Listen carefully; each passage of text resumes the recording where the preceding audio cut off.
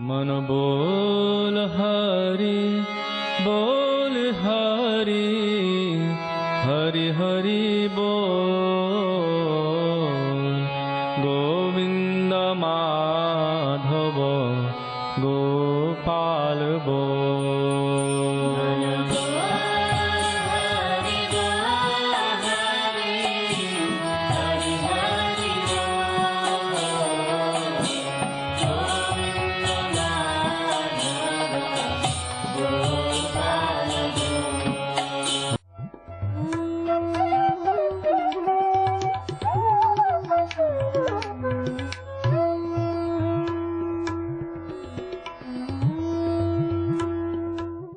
विष्णुपाद अष्टोत्तर शत श्री श्रीमद् भक्ति वेदांत नारायण गोस्वामी महाराज जी का शुभ आविर्भाव सन 1921 में बिहार के बक्सर जिले में मौनी अमावस्या के दिन अर्धरात्रि में हुआ था। प्रारंभ से ही इनकी धर्म में रुचि थी। बचपन में ही उन्होंने गीता, रामायण आदि का अध्ययन किया था। संसार से अत्यंत तीव्र वैराग्य होने के कारण 25 वर्ष की आयु में ही वे गृहस्थ जीवन त्याग कर मठ में निवास करने लगे। सन 1946 में उन्होंने नित्य लीला प्रविष्ट ओम विष्णुपाद श्री श्रीमद् भक्ति प्रज्ञान केशव गोस्वामी महाराज जी से विधिवत दीक्षा प्राप्त की तथा सन 1954 में संन्यास ग्रहण किया। मथुरा में निवास करते हुए अपने गुरु की आज्ञा तथा कृपा से अनेक ग्रंथों का हिंदी भाषा में अनुवाद किया है। इनके प्रमुख ग्रंथ हैं श्रीमद् भगवद गीता, गीत गोविंद, जैव धर्म, वेणु गीत, भजन रहस्य, ब्रजमंडल परिक्रमा, श्री श्री वृहद भागवतामृतम। इन सभी ग्रंथों का English, Spanish, Dutch, French, German, Russian, Italian, Portuguese, Chinese आदि विश्व की अनेक भाषाओं में अनुवाद हो रहा है। लगभग पिछले 60 वर्षों से श्रील भक्ति वेदांत नारायण गोस्वामी जी महाराज ने भारत एवं विश्व के सभी प्रमुख देशों में शुद्ध भक्ति का प्रचार किया, अर्थात भक्ति योग की शिक्षा प्रदान की। श्रील गुरुदेव के भक्ति प्रचार कार्य से प्रोत्साहित होकर अमेरिका के ह्यूस्टन के मेयर द्वारा श्रीमान लीपी ब्राउन ने 31 मई सन 2003 को इन्हें ऑर्डिनरी सिटीजनशिप एवं गुडविल एम्बेसडर के सम्मान से विभूषित किया। सन 2003 में ध्वजाचार्य पीठ तथा विश्व धर्म संसद ने श्रील गुरुदेव को कृष्ण भक्ति, विश्व भर में सनातन धर्म के प्रचार प्रसार तथा ब्रजमंडल के संरक्षण एवं पुनरुद्धार हेतु अनेक अथक प्रयासों के लिए योगाचार्य की उपाधि से सम्मानित किया। इस प्रकार संपूर्ण विश्व में प्रेम धर्म का प्रचार प्रसार करते हुए श्रील भक्ति वेदांत नारायण गोस्वामी जी महाराज ने 29 दिसंबर 2010 को श्री जगन्नाथपुरी में अपनी भौम लीला को संवरण किया। वे अपनी दिव्य शिक्षाओं में और अपने निष्कपट आश्रित जनों के हृदय में सर्वदा विराजमान हैं। सबसे पहले मैं अपने गुरुदेव नित्य लीला प्रविष्ट ओम विष्णुपाद अष्टोत्तर शत परिवर्जकाचार्य श्री श्रीमद् भक्ति वेदांत नारायण गोस्वामी महाराज जी के चरणों में प्रणाम करता हूँ। नित्य लीला प्रविष्ट ओम विष्णुपाद अष्टोत्तर शत परिवर्जकाचार्य श्री श्रीमद् भक्ति वेदांत स्वामी शिला प्रभुपाद के चरणों में प्रणाम करता हूँ। अपने परम गुरुदेव नित्य लीला प्रविष्ट ओम विष्णुपाद अष्टोत्तर शत परिवर्जकाचार्य श्री श्रीमद् भक्ति प्रज्ञान केशव गोस्वामी महाराज जी के चरणों में प्रणाम करता हूँ। आप सब भक्तों का, श्रोताओं का और दर्शकों का इस कार्यक्रम में स्वागत है। हम एक श्लोक, वही उपदेशामृत जो ग्रंथ रूप गोस्वामी का है, उससे ले रहे हैं। ये श्लोक क्या कहता है? कर्मेभ्य पारितो हरे प्रत्ययुर ज्ञानिनाश तेभ्यो ज्ञान विमुक्तम भक्ति परम प्रमयिका निष्ठा तथास। कर्मेभ्य पारितो हरे, कर्मियों के ऊपर आते हैं पारा, पार मतलब कर्मियों से परे है ज्ञानी, और ज्ञानियों से उत्तम होते हैं भक्त। और भक्तों में भी सबसे उत्तम कौन है? वो पशुपाल पंकज दृशा, अर्थात वो गोपियों की बात करी फिर से। और गोपियों में भी पशुपाल पंकज दिशा अपि स राधिका, और उसमें भी सबसे ऊंचे भक्तों में से भी भक्त राधिका। प्रेष्ठये तद्वद इयम तदीये सरसी न आश्रयत का कृति। कौन ऐसा होगा जो इतना प्रिय जगह, जो राधा जी का राधा कुंड है, वहां पे शरण नहीं लेगा। तो कहां से शुरू किया ये श्लोक? इन्होंने स्तर बताए भक्ति के और लोगों के, चेतनाएं, इन्होंने कॉन्शियसनेस जो एक व्यक्ति के इस संसार में चेतनाएं होती हैं, किस तरह कर्मियों की चेतनाएं हैं, किस तरह संसार की लोगों की चेतनाएं हैं। तो यहां पे भक्ति विनोद ठाकुर इसके बारे में, चेतनाओं के बारे में कहते हैं 5 प्रकार की चेतनाएं होती हैं एक व्यक्ति की। इस संसार में 5 प्रकार की चेतनाएं जिनको कॉन्शियसनेस कहते हैं 5 प्रकार की हैं। कहते हैं पहली होती है आच्छादित। आच्छादित मतलब कवर्ड, वो ज्यादा डेवलप नहीं होती वो चेतना, जैसे पेड़ और पौधे, वो जिंदा हैं, सांस भी ले रहे होंगे, लेकिन उनकी जो चेतना कॉन्शियसनेस है इतनी अच्छी नहीं है, आच्छादित है, कवर्ड। उससे ऊपर की चेतना होती है मुकुलित। मुकुलित का मतलब होता है बड़ी थोड़ी सी, वो बोलते हैं तो कहते हैं जैसे जानवरों की, वो ज्यादा ये नहीं पूछ सकते मैं कौन हूं, जीवन क्या है, परिवार हो भी जाते हैं उनको समझ नहीं आती है और बहुत जल्दी ही वो फिर दूसरी राह पे चल पड़ते हैं। खाने के लिए वो ये मानते नहीं है कि थोड़ी देर बाद फिर से भूख लगेगी, किचन भी होनी चाहिए। तो उनकी जो चेतना है इतनी ज्यादा डेवलप नहीं है, कॉन्शियसनेस इतनी डेवलप नहीं है, इसलिए कहते हैं मुकुलित। फिर आते हैं संकुचित। जब इससे भी आगे बढ़ते हैं तो कहते हैं संकुचित होता है जैसे संसारिक लोग अपने आप को समाज में बहुत ज्यादा एडवांस तो समझते हैं, लेकिन जैसे जानवर खाना पीना सोना और मैथुन करता है वैसे ही ये समाज भी ऐसे ही कर रहा है। हो सकता है कि उनके पास गाड़ी भी हो, अच्छा घर भी हो और बड़ी बड़ी बिल्डिंगें और स्काई स्क्रेपर होते हैं जैसे स्वामी प्रभुपाद कहते हैं, लेकिन उनका जो चाल चलन या रवैया या हरकत जो है जैसे जानवर की है। तो कहते हैं ऐसे व्यक्ति को भी संकुचित चेतना का कहा गया। तो मैंने 3 चेतनाओं के बारे में अभी तक आपके सामने बात रखी। पहली होगी आच्छादित, जिसमें कहते हैं पेड़ पौधे ये सब आते हैं, चेतना है लेकिन आच्छादित है, कवर्ड है। उसके बाद आते हैं मुकुलित। मुकुलित में जानवर, पेड़ पौधे। संकुचित में, मुकुलित में आते हैं जानवर और संकुचित में थोड़ी सी डेवलप में जैसे समाज जो भगवान से विमुख है, खाना पीना सोने में ही रहता है, आहार निद्रा भय मैथुन च सेवनाम, इसी के सेवन में लगे रहता है, खाने पीने के। इसको कहते हैं, ये चेतना जिन व्यक्तियों की है उसको कहते हैं संकुचित। उसके बाद आता है विकसित, थोड़े से विकास में आते हैं, डेवलप्ड कॉन्शियसनेस जिसको कह सकते हैं हम। वो ये सोचते हैं एक दिन ये छूट जाएगा संसार, ये शरीर बूढ़ा हो रहा है, जिन लोगों के साथ मैं रह रहा हूं एक दिन मुझे छोड़ देंगे। तो ऐसी चेतना वाले लोगों को यहां पे कह दिया गया विकसित। विकसित मतलब थोड़े डेवलप्ड, जो संतों के पास चले गए, उनसे कुछ प्रश्न पूछे और वो ये भी मान सकते हैं कि मैं ये शरीर नहीं, शरीर में बैठा कोई आत्मा है, एक दिन आत्मा यहां से चली जाएगी। इस तरह की चेतना वाले लोगों को कहा गया है विकसित। और पूर्ण विकसित, पूर्ण विकसित में एक व्यक्ति जिसको भक्त मान सकते हैं, हालांकि पहले दर्जे को भी जिसमें यहां पे कहा गया विकसित, इसमें भी कुछ कुछ भक्ति का पुट आ जाता है, जिसमें साधन भक्ति करता है एक व्यक्ति, जाप करता है, भजन करता है, संतों से मिलता है, लेकिन अभी उसका भाव नहीं बना। जब ये भाव बन जाता है तो उसके चेतना को कहते हैं पूर्ण विकसित, अर्थात जहां पे भाव लगाना है, मैं कौन हूं और मेरा भगवान से क्या संबंध है। तो भक्ति विनोद ठाकुर यहाँ पे चैतन्य शिक्षा अमृत में इस बात को कर रहे हैं कि भाई 5 प्रकार की चेतनाएं होती हैं। आच्छादित हो गई जैसे पेड़ों की, मुकुलित हो गई जानवरों की, और संकुचित हो गई इस समाज की, जो मनुष्य योनि में तो आ गए लेकिन उनकी हरकतें उसी जानवर के स्तर पे ही होती हैं। और उसके बाद आते हैं विकसित और पूर्ण विकसित।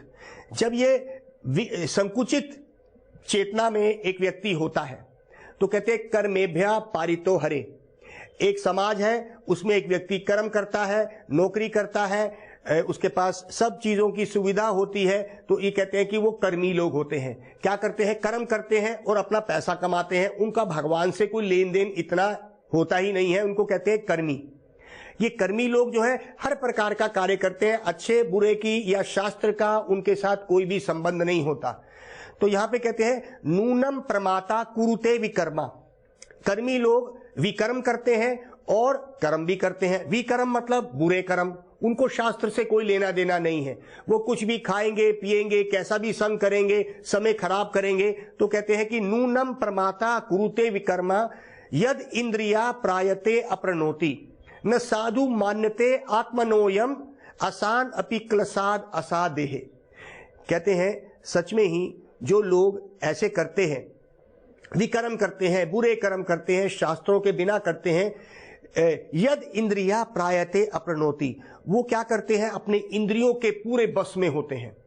जैसे जैसे इंद्रियां उनको दौड़ाती हैं वैसे वो दौड़ते हैं। अगर उनको भूख लगती है वो कुछ भी खा लेते हैं, उनके अंदर कोई भी भेदभाव की दृष्टि नहीं होती है। वो शराब भी पी सकते हैं, वो कुछ भी कर सकते हैं, मीट भी खा सकते हैं। तो हमारे धर्म का कोई पालन वो नहीं करते हैं। कुरुते विकर्मा यद इंद्रिया, क्योंकि वो अपने इंद्रियों से ही कंट्रोल्ड हैं और उन इंद्रियों के बस में है, जैसे जानवर होता है। न साधु मान्यते आत्मनोयम, अगर ऐसे व्यक्तियों को तुम कभी भगवान का या शास्त्र का ज्ञान दो वो नहीं सुनेंगे, वो उल्टा हमें मारने को दौड़ेंगे। तो कहते हैं ऐसे लोगों को हम प्रचार भी ना करें। यद इंद्रिया प्रायते अपनोति न साधु मान्यते, साधु मतलब अच्छी बात को वो सुनने को तैयार ही नहीं होते। आत्मनोयम, जो आत्मा की बात है, साधु की बुद्धि वाली बात है, वो नहीं लेंगे। और क्या होगा, असान अपि क्लसाद असादेह। इस तरह से एक व्यक्ति इस संसार में जैसा भी कर्म करता है, आसान अपि क्लसाद, एक क्लेश भरा अगला शरीर वो अपने लिए बना रहा है। जैसे कर्म करोगे अगला शरीर आपका निर्धारित है।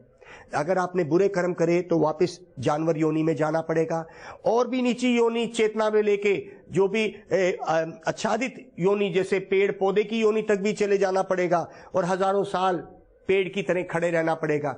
तो कहते हैं कि ये चेतना जो विकसित होती है तब कर्मेभ्यो पारितो हरे प्रत्युर ज्ञानिनाश, कर्मेभ्य पारितो, कर्मों से कर्मियों से ऊपर, पारितो हरे प्रत्युर ज्ञानिनाश, उससे ज्यादा प्रिय भगवान को ज्ञानी लोग हैं। ज्ञानी कौन होते हैं, ज्ञानी वो ये लोग होते हैं जो ये मानते हैं मैं ये शरीर नहीं हूं, ये उनको पास ज्ञान होता है ये संसार झूठा है, कहीं ना कहीं इसका कोई बनाने वाला होगा। इस तरह के ज्ञान को हम ज्ञानी मान लेते हैं। और इस तरह का भी ज्ञान कैसे आता है, आम व्यक्तियों के लिए ये ज्ञान भी नहीं है। भगवान भगवत गीता में क्या कह रहे हैं, बहुनाम जन्म नाम अंते ज्ञानवान माम प्रपद्यते वासुदेवम सर्वमिति स महात्मा स दुर्लभा। उसको भी महात्मा दुर्लभ कह दिया गया, ज्ञानियों को भी। बहुनाम जन्म नाम अंते, बहुत बहुत जन्मों के कर्म करने के बाद, कर्मेभ्य कई कर्मों करने के बाद पता नहीं कौन सी सुकृति जागती है कि वो इस ज्ञान में आया। बहुनाम जन्म नाम अंते, बहुत जन्मों के अंत में बहुनाम जन्म नाम अंते, बहुत बहुत जन्मों के बाद एक ज्ञानी इस ज्ञान में आता है। अब ज्ञानियों को भी कई जन्म लग जाते हैं। वासुदेवम सर्वम इति, कि भगवान वसुदेव ही सारे कारणों के कारण है, वो यहां तक पहुंचता है। तो चेतना जैसी जैसे उसकी बढ़ती है वो आगे आगे अपने ज्ञान को बढ़ाता है। लेकिन ज्ञान जब तक भगवान तक नहीं पहुंचता, वसुदेवम सर्वमिति, वो ज्ञान अधूरा है। तो कहते हैं यहां पे इस श्लोक में रूप गोस्वामी ने इस श्लोक की अवतारणा करी। उन्होंने ये बताया कि कर्मी लोग जो इस संसार के भोग विलास में फंसे हुए हैं, जिनको शास्त्रों से कुछ लेना देना नहीं है, उनसे ऊपर कर्म योगी होते हैं, जो अपने कुछ कुछ कर्म भगवान को अर्पित करते हैं। जैसे अपने कुछ धंधे की, व्यापार की कमाई को वो संतों की सेवा में लगाते हैं। इस तरह से उनको कर्म योगी कह दिया। तो कर्मियों में जो बिल्कुल कुछ नहीं देते हैं, उनका कुछ लेन देन नहीं है, तो कर्मेभ्य पारितो हरे प्रत्युर ज्ञानिनाश तेभ्यो ज्ञान विमुक्तम। अब ज्ञानी लोग इस ज्ञान से जब कि मैं ये शरीर नहीं हूं, मेरे को ब्रह्म में मिल जाना, ये भी ज्ञानी है। तो दो प्रकार के ज्ञानी यहां पे बोल दिए गए। एक हो गए ज्ञानी जो अपने आप को ब्रह्म समझते हैं, भगवान को ब्रह्म उसमें मिल जाना, ये भी एक ज्ञानी है, इसको शुष्क ज्ञान बोलते हैं। एक ज्ञान ये भी है कि भगवान है, कृष्ण भगवान है, ये ज्ञान है। लेकिन एक समय पे ये भी ज्ञान भूलना पड़ेगा, जैसे यशोदा भूल गई। अगर यशोदा मैया को ये याद हो कि कृष्ण भगवान है तो उनका प्रेम कृष्ण के प्रति कम हो जाएगा। तो कहते हैं कि तेभ्यो ज्ञान विमुक्तम भक्ति परम परमयता निष्ठा ततास। तो ज्ञानी भी जब अपने ज्ञान से मुक्त होके उनके अंदर निष्ठा वाली भक्ति आती है, उसकी चेतना और आगे बढ़ती है, तो वो उसकी निष्ठा हो जाती है, उसका इस संसार से वैराग आ जाता है और वो पूर्ण रूप से भगवान के ऊपर निर्भर हो जाता है। निष्ठा तथास तेभ्यस्त पशुपाल। उसके बाद क्या हुआ? तेभ्यस्त उन निष्ठावान भक्तों में भी जो सबसे निष्ठावान भक्त है, तेभ्यस्त पशुपाल पंकज, पशुपालन करने वाली दृशा, जो जिनका काम ही पशु का पालन है, उन गोपियों का यहाँ पे बात आई। पशुपाल पंकज दृशा अपि स राधिका, उन गोपियों में भी जो राधा जी का प्रेम है वो सबसे ऊंचा माना गया। प्रेष्ठ है तद्वद इयम तदीय सरसी न आश्रयत क कृति। कहते हैं जब सुन लिया हमने कि राधा ही सबसे ऊपर भक्त है, सबसे ऊंची भक्त है, तो उनका जो राधा कुंड सरसी, उनका जो सरोवर है, कौन ऐसा व्यक्ति है कि उसके शरण नहीं लेगा। तो देखिए ये श्लोक को किस तरह उन्होंने, कैसे ऊंचा चलते चलते भक्ति के किस स्तरों तक वो पहुंचे। यहाँ पे आया कि कर्मियों की हमने बात करी जो इस संसार के भोग विलास में पड़े हैं। हालांकि वो दो पैर पशु बोले गए कि उनकी हरकत खाना पीना सोना और मैथुन करने में ही चलती है। बुद्धि होने पर भी वो इसी चीज में अपने आप को विकसित करते हैं। विकसित मतलब डेवलप करते हैं। अच्छा खाना, अच्छा टेबल में बैठना और अच्छी गाड़ी में घूमना, ये पॉलिश्ड एनिमल, स्वामी प्रभुपाद कहते हैं ये पॉलिश्ड एनिमल है, जो अपने आप है, उनकी जो वृत्ति है जानवर जैसी है लेकिन थोड़ी पॉलिश हो गई। जैसे जानवर चार पहिए पे भागता है, चार पैर पे भागता है, जो थोड़ा विकसित हो जाता है समाज में वो चार पहियों पे भागना शुरू करता है। चार पहियों पे भागना का मतलब क्या है? ढूंढ तो वही खाना पीना रहा है, गाड़ियों में, बड़ी बड़ी गाड़ियों में जाके भी चार पहिए पे भाग रहा है। सुबह भागता है, पूरी पूरी भीड़ लगा के भागता है, पूरी पूरी भीड़ जा रही है ट्रैफिक में, चार पहियों पे दौड़ रही है। ढूंढ क्या रही है? वही खाने पीने की दौड़। वही कुत्ता भी ऐसे ही कर रहा है, चार पहियों पे भाग रहा है। तो कहते हैं कि जब एक व्यक्ति कर्मों से छूटता है, उसको ये नजर आता है, जब वो कर्मों के ज्ञान से छूटता है कि ये संसार में कर्म करेंगे तो कर्म बंधन में बंधेंगे, तो कहते हैं वो ज्ञानी बनता है। हमारे बृहद भागवता अमृतम में भी ऐसे ही तारतम्य की बातें करी गई। तो जब ज्ञानी की बात करी गई तो हमारे ज्ञानियों के भी भक्तों के स्तर होते हैं।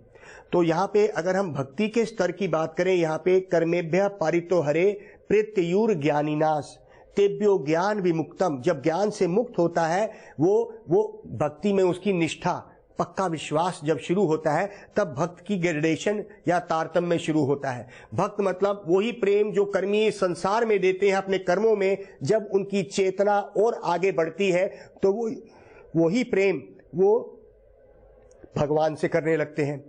तो पहला हो गया सकाम भक्त। सकाम मतलब जो कामना पूर्वक भक्ति करते हैं। हे प्रभु, मैं तेरे को याद कर रहा हूं, तो तू मुझे इन रिटर्न मुझे कुछ दे दे, बनियागिरी। तो कहते हैं सकाम भक्त, जो कोई कामना से भक्ति करनी शुरू करते हैं। जैसे इन सब सकाम भक्तों में से सबसे उत्तम रहे हमारे ध्रुव महाराज। ध्रुव महाराज उत्तनापाद के पुत्र हैं और सुनीति उनकी माँ है, सुरुचि उनकी सुतीली माँ है। ध्रुव महाराज की कथा में ज्यादा ना प्रवेश करते हुए, ध्रुव महाराज एक क्षत्रिय हैं। किसी वजह से वो क्रोधित होके जंगल चले गए और वहां पे उन्होंने अपनी माँ से पूछा कि कैसे मैं अपने पिता से भी बड़ा राज्य ले सकता हूं। इस तरह से उनकी माँ ने उनको जंगल में जाके तपस्या करने के लिए कहा। वहां उनका नारद जी से संग हुआ। नारद जी ने उनको मंत्र दिया, ओम नमो भगवते वासुदेवाय। उस मंत्र की सिद्धि से भगवान सामने नारायण प्रकट हो गए और ध्रुव महाराज ने कहा, हे प्रभु, मैं तो टूटे शीशे खोज रहा था, मुझे तो हीरा मिल गया। अर्थात भगवान के दर्शन होने पे वो निष्काम तो हो गए, लेकिन भगवान ने उनको ध्रुव तारा उनके लिए दिया। और वहां पे उन्होंने जो ध्रुव महाराज ने जो तपस्या करी थी वो सकाम थी। उनकी कामना थी कि उनको एक बड़ा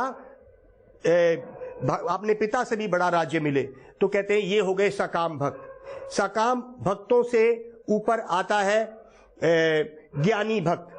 सकाम भक्त से ऊपर आते हैं ज्ञानी भक्त, जो इस ज्ञान में होते हैं कि भगवान पूर्ण है, भगवान सर्व ऐश्वर्यमय है, सर्वशक्तिमान है। जैसे प्रहलाद महाराज, भीष्मदेव, ये ज्ञानी भक्त हैं। ये क्या करते हैं, जैसे भीष्मदेव लड़ रहे हैं कृष्ण से, और भीष्मदेव जानते हैं कि कृष्ण भगवान है, उनको मेरे जितने भी तीर हैं उनको दर्द नहीं होती है। प्रभुपाद भी, प्रहलाद महाराज भी ये जानते हैं कि मेरे प्रभु जो है सर्वशक्तिमान है, वो इस खंबे में भी हैं। जैसे हिरण्यकशिपु से जब प्रहलाद महाराज, उनके पुत्र, उनसे जब वार्ता हो रही थी तो नरसिंह भगवान, हिरण्यकशिपु ने प्रहलाद महाराज से कहा, अरे तेरा भगवान कहाँ है? तो क्या तेरा भगवान इस खंबे में भी है? तो प्रहलाद ने कहा, हाँ, मेरा भगवान इस खंबे में भी है। उसी वक्त नरसिंहदेव भगवान अवतरित हुए। एक बात हम आपसे यहां पूछते हैं, ये बताइए, क्या यशोदा माँ भी ऐसे कहेगी कि मेरे आंगन में इस खंबे में स्वयं कृष्ण है? वो तो ये नहीं मानेगी, क्योंकि वो प्रेम उसका और ज्यादा है। वो अपने बच्चे को अपना समझती है। तंग मयतात्मजम अव्यक्तम, मयातात्मजम, वो मां सोचती है आत्मजम, इसको मैंने पैदा किया। तंग मयातात्मजम अव्यक्तम, जिसको शास्त्र कहते हैं वो अव्यक्त है, वो सर्व अपरंपार है, लेकिन मैया सोचती है कि इसको मैंने अपने गर्भ से पैदा किया। मर्त्यालिंगम अधोक्षजा, और अपने बच्चे को ऐसे पालती है कि कहीं इसको कोई मार ना दे, कंस के भेजे हुए कोई राक्षस इसको पकड़ ना ले, वो इस तरह से करती है। गोपी को उखलो दामना, वो गोपी उसको उखल से बांध देती है। बबंद प्रकृतिम यथा, जैसे एक आम बच्चे को बांधा जाता है वैसे यशोदा भी बांध देती है। जगतो यो जगत च या, न पूर्वम न अपि च अपरम, जिसका कोई पार नहीं, जिसके पहले कोई नहीं, जिसके बाद कोई नहीं। पूर्व अपरम नभिश्च अंतरा, और जिसके अंदर सब कुछ है, जगत को बनाने वाला। न पूर्व जगतो या जगत च या, जिससे जगत निकला, आज वही मर्त्यालिंगम अधोक्षजा। यशोदा मैया ये कहती है, अरे इसको मैंने पैदा किया। प्रहलाद महाराज इस ज्ञान में है कि भगवान सर्वशक्तिमान है, वो सब जगह है, वो खंबे में भी है, इसलिए उनको कहा गया ज्ञानी भक्त। ज्ञानियों से ऊपर आते हैं शुद्ध भक्त, जो अम्बरीश महाराज हैं। वो शुद्ध भक्ति करते हैं। प्रहलाद ने भोग नहीं लगाया कभी भगवान को, नरसिंह भगवान को भोग नहीं लगाया, लेकिन अम्बरीश महाराज भोग लगाते हैं। वो अपने हर इंद्रियों को भगवान की सेवा में रखते हैं। तो अम्बरीश महाराज क्या करते हैं, मुख से भगवान के गुण गाते हैं, मुख से भगवान के प्रसाद का सेवन करते हैं, लातों से पैरों से भगवान के मंदिर तक चलते हैं, हाथों से भगवान के मंदिर को सफा करते हैं, और अपनी आंखों से भगवान के सुंदर रूप के दर्शन करते हैं। तो वो भगवान के साथ ओत प्रोत है प्रेम में, तो इस कहते हैं वो शुद्ध भक्त हैं। उनको भगवान से कुछ चाहिए नहीं, वो भगवान की सेवा में है। तो ये ज्ञानियों से ऊंचे ये भक्त हो गए, जिसको कहते हैं शुद्ध भक्त। शुद्ध भक्तों से ऊपर आते हैं प्रेमी भक्त। ये प्रेमी भक्त कौन होते हैं? जैसे हनुमान जी राम जी से और लक्ष्मण जी से बहुत प्रेम करते हैं, यहां तक कि वो सोचते हैं कि राम जी और लक्ष्मण में इतनी शक्ति नहीं है, मैं ही उनको अपने कंधों पे उठा के लंका तक जब छलांग मारूंगा, तभी सीता जो रावण ने हरण कर ली है, मेरे बल से ही राम और लक्ष्मण की मैं सेवा करके उनको मदद करूंगा। ये प्रेमी भक्त हैं, जो अपने प्रेम में इतने ओतप्रोत हैं कि वो भगवान को अपने सेवा से संतुष्ट करना चाहते हैं। प्रहलाद महाराज ऐसा नहीं थे। अम्बरीश महाराज भी ऐसी कोई सेवा नहीं करी। तो इसलिए ये जो प्रेमी भक्त है ये उन भक्तों से, शुद्ध भक्तों से भी ऊंचे हैं, क्योंकि प्रेम से वो भगवान की सेवा करते हैं। हनुमान जी राम जी के भक्त हैं, प्रेम पर भक्त पांडवों ने कृष्ण के साथ एक भाई का संबंध रखा। एक ही थाली में उन्होंने परोसे हुए खाने को पाया और कृष्ण के साथ एक ही बिस्तरे पे विश्राम किया।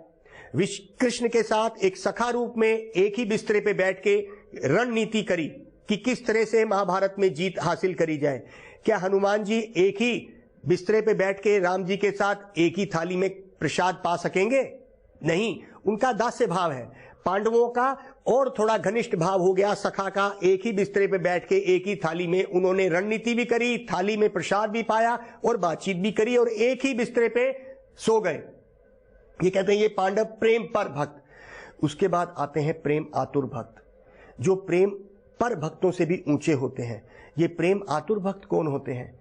जो उस प्रेम के आतुरता दिखाते हैं। किस प्रेम की आतुरता? जो गोपियों ने कृष्ण के साथ करी। ये प्रेम आतुर भक्त होते हैं उद्धव। जब कृष्ण ने उद्धव को ब्रज में भेजा तो उस प्रेम की सीमा को देख के उद्धव ने क्या सोचा होगा? ऊदो सूदो भय सुन गोपियन के बोल, ज्ञान बजाए डुगडुगी प्रेम बजाए ढोल। उद्धव के पास बड़ा ज्ञान है। कृष्ण हर प्रकार की अपनी जो भी, क्योंकि कृष्ण राजा है द्वारका के, हर प्रकार की सलाह वो उद्धव से लेते हैं। उद्धव सोचता है मेरे से घनिष्ठ संबंध कृष्ण का और किसी से भी नहीं है। लेकिन जब गोपियों की महिमा के लिए कृष्ण ने उद्धव को भेजा, कहां पे? उस ब्रज में, कि जाओ और गोपियों को सांत्वना दो कि मैं बहुत जल्दी वापस वृंदावन ब्रज में वापस आ रहा हूं। तो उद्धव जाके वहां पे गए। जब 6 महीने उद्धव ने गोपियों का उन प्रेम वैचित्र को देखा, वो प्रेम विचित्रता क्या थी? प्रेम विचित्रता में एक कदम्ब के तमाल के वृक्ष को लेके गोपियां चिपक लेती हैं, गले मिलती हैं कि ये तो कृष्ण ही है। और एक भंवरे को देख के उनको लगता है कि ये कृष्ण का भेजा हुआ दूत है। इतनी ऊंची जो कृष्ण की जो लीलाएं जब उद्धव जी ने देखी तो उन्होंने क्या कहा? असमोह चरण रेणु जो श्याम महम श्याम वृंदावने किम अपि गुलमलता औषधि नाम या दुष्त्याज्यम आर्य पथम चहितवा भेजुर मुकुंद पदवी श्रुति भी मृग्यम। श्रीमद् भागवतम। उद्धव जी प्रार्थना कर रहे हैं, हे प्रभु, वृंदावन और ब्रज की बातें मुझे समझ नहीं आई, उनका प्रेम मुझे समझ नहीं आया। काश मैं घास ही बन जाऊं, क्या तृण या गुल लता बन जाऊं, इतना ही बन जाऊं कि गोपियों के रज बन जाऊं, रज को मैं छू सकूं, जिससे कि मुझे उस लेवल का, उस स्थिति का प्रेम मुझे मिल सके। ये उद्धव जी ने कहा।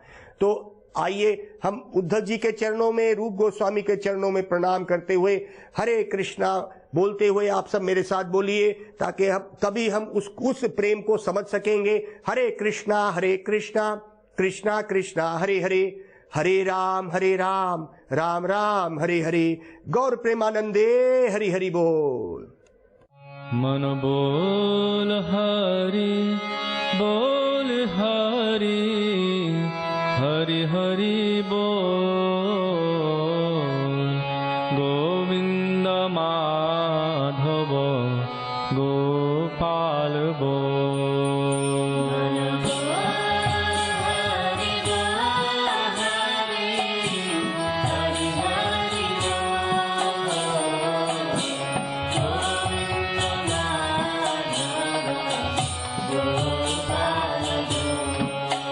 मन बोल हरि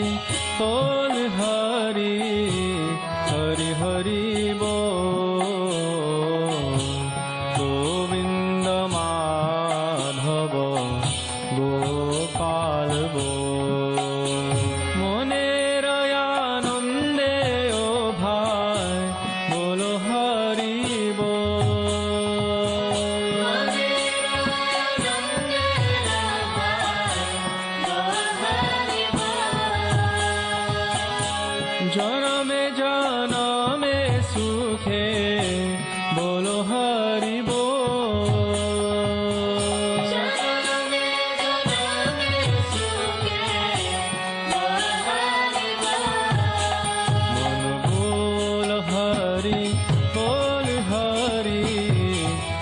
हरि बोल